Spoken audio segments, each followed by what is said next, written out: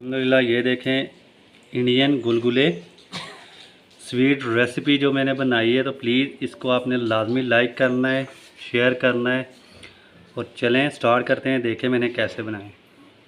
इनको डालना है और हमने इनको थोड़ी सी आंच जो है मीडियम रखनी है। ये देखें माशाल्लाह कितने ज़बरदस्त और गोल गोल से ये बने।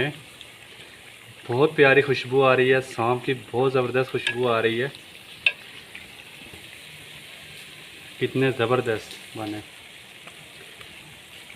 तो प्लीज़ वीडियो को आप एंड तक देखा करें, चैनल को सब्सक्राइब किया करें, लाइक किया करें, शेयर किया करें वीडियोस को।